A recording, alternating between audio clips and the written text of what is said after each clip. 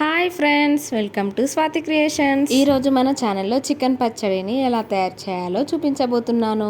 ముందుగా మనం బోన్లెస్ చికెన్ని తీసుకొని వాష్ చేసేసుకోవాలి ఒక 2-3 టైమ్స్. నేను వచ్చేసి మీకు 1 kg చికెన్కి ఎలా తయారు చేయాలో చూపించబోతున్నాను పచ్చడి అనేది. వాష్ చేసుకున్నాక ముందుగా మనం ఒక 1 టేబుల్ స్పూన్ పసుపు వేసుకోవాలి అండ్ అలాగే 1/2 టేబుల్ స్పూన్ సాల్ట్ కూడా వేసేసుకొని మిక్స్ చేసేసుకోవాలి.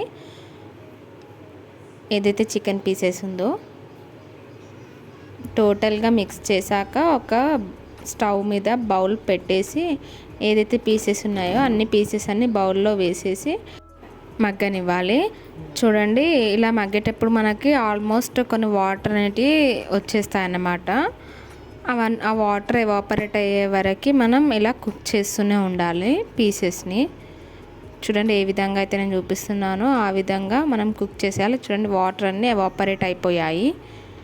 ఈ ప్రాసెస్ వచ్చేసి మనకు ఒక 10 minutes పడుతుందన్నమాట. అంతలోపు మనం దీనికి కావాల్సిన మసాలా పొడి ప్రిపేర్ చేసేసుకుందాము. ముందుగా మనం ధనియాలు, జీలకర్ర, ఆవాలు, లవంగాలు, దాల్చిన చెక్క అన్నీ తీసేసుకొని ఇలా ఒక బౌల్లో వేసేసి ఒక 2 minutes పాటు ఫ్రై చేయాలి.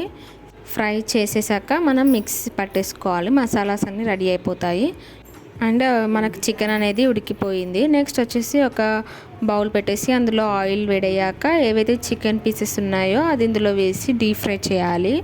మనకి బ్రౌన్ కలర్ వచ్చే వరకు ఇలా ఫ్రై చేస్తూనే ఉండాలి. అప్పుడు మనది చికెన్ అనేది లోపల చక్కగా ఫ్రై అయిపోతుంది. అండ్ ఆల్మోస్ట్ ఇలా కొన్ని వేసేసి మనం చికెన్ని ఫ్రై చేసేసుకొని పక్కన పెట్టేసుకోవాలి. అండ్ ఫ్రెష్ అల్లం వెల్లిపాయ 1 టేబుల్ స్పూన్ అదే ఆయిల్లో వేసి మనం ఇలా ఫ్రై చేయాలి.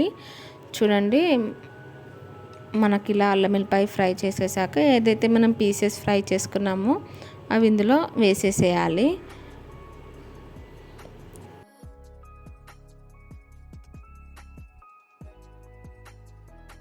అలాగే ఒక 2 టేబుల్ స్పూన్ కారం వేయాలి అండ్ ఒక 1 టేబుల్ స్పూన్ సాల్ట్ వేసేసి బాగా ఫ్రై చేయాలి. ఇలా చేసేటప్పుడు మనం స్టవ్ అనేది సిమ్లో పెట్టుకొని మనం ఇవన్నీ వేసేసుకోవాలి. అండ్ నెక్స్ట్ మనం ప్రిపేర్ చేసుకున్న మసాలా పౌడర్ కూడా ఇందులో వేసేసి ఒక 2 minutes పాటు ఇలా మనం కుక్ చేసుకోవాలి. అండ్ ఇది మనం చల్లారిపోయాక అలాగే ఒక 1 లెమన్ అనేది పిండేసుకోవాలన్నమాట.